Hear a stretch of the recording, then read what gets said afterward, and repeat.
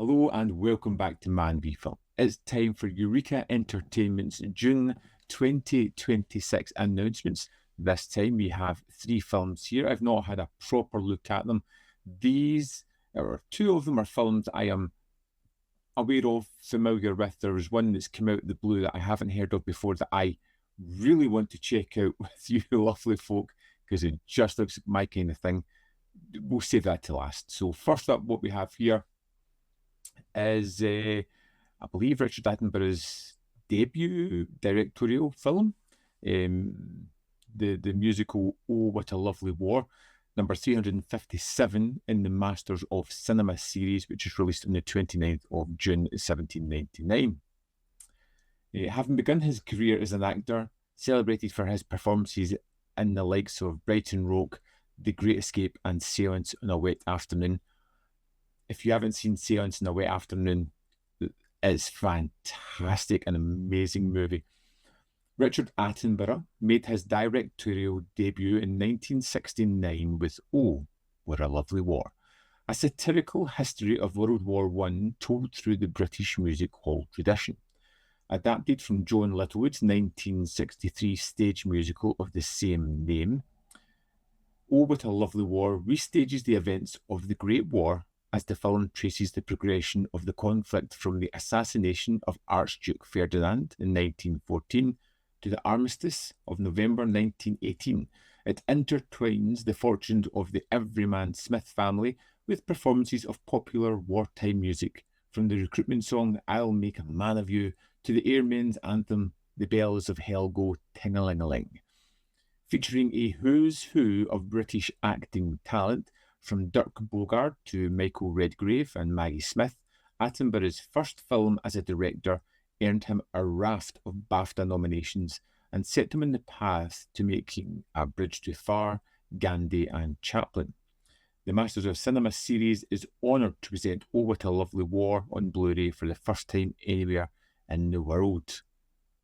Great. I have at some point in my life seen this a long while ago, and it's due a rewatch for me. Something that I am interested to check out again. I can't say that I've got too many memories of it, but it was at a time when I was just cramming movies and watching as many as I possibly could, trying to educate myself. We have a limited edition O-card slipcase and a booklet for the first 2,000 copies.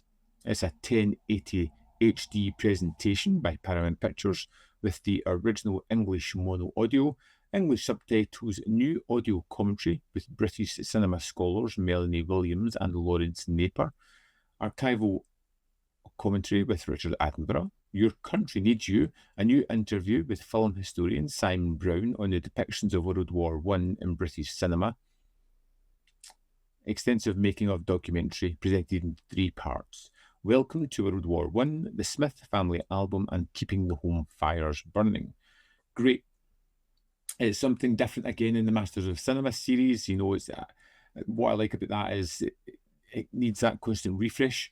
You know, you don't want to get stuck too much in the one type of film, and we've kind of hung around a little bit of the DEFA movies so far, so it's nice to change into something a little bit different.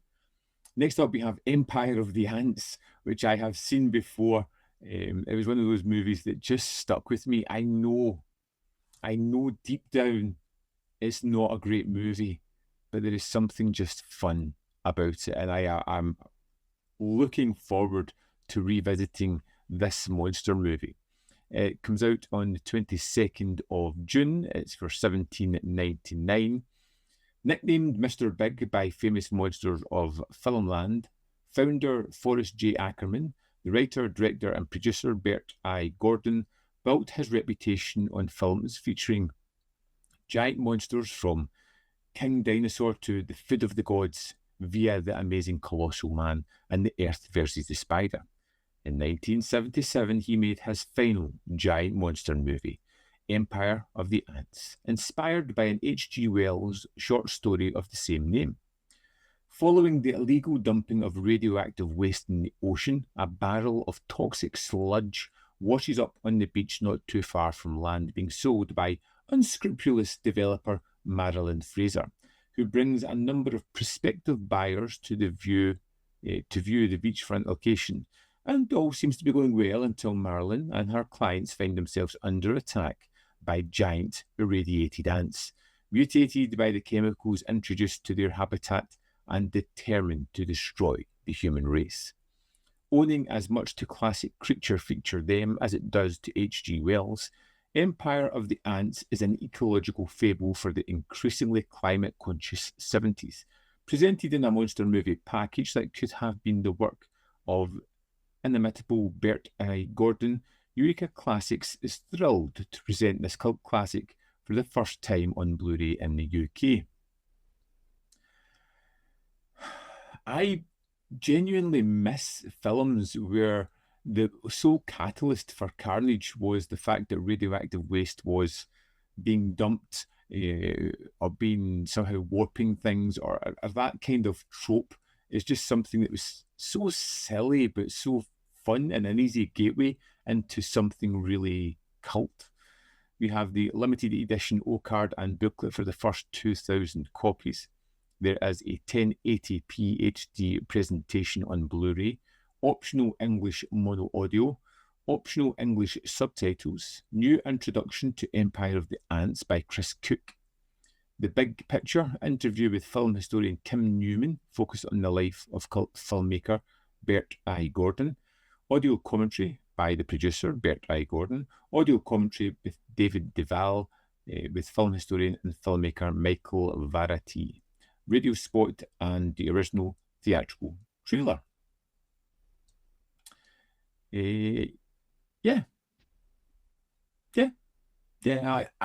I'm really looking forward to revisit that. I feel like I've been on such a path of foreign cinema, of highbrow entertainment, that I want to get a little bit grimy and go back into something silly. Now, one that I hadn't heard of before, but checking out the trailer, this looks absolutely fantastic and is something that I am super interested to get to. Released on the 22nd of June, it's $17.99. It is Madhouse, starring Peter Cushing and Vincent Price. What more do you really need? Produced by Amicus Productions and released by American International Pictures, Jim Clark's Madhouse brings together two titans of horror, Vincent Price and Peter Cushing, in a film about the horror genre itself. Paul Toombs is an actor whose trademark role is the enigmatic and terrifying Dr. Death, a skull-faced serial killer and the central antagonist of a long-running series of horror films. When Toombs' fiancée Ellen is murdered in mysterious circumstances by an assailant dressed as Dr. Death, the actor wonders if he has succumbed to madness, a question he will be forced to reckon with again when, years later, people begin dying on the set of a new television series based on his most famous character. Better known as an editor whose creditors included Marathon Man, The Killing Fields, and The Mission, Jim Clark made his greatest achievement as a director with Madhouse, a genuinely original and gloriously self-aware horror film that bridges the gap between gothic chillers of old and more visceral genre pictures of the 70s. Eureka Classics is proud to present Madhouse on Blu-ray for the first time in the UK. Eureka have the trailers up on their YouTube page. I would thoroughly recommend checking out all of the trailers, but particularly Madhouse. It looks amazing and a lot of fun. You have a limited edition O-card slipcase and a booklet for the first 2,000 copies. It's a 1080p HD presentation on Blu-ray. We have the English mono and the optional English subtitles for the deaf and hard of hearing.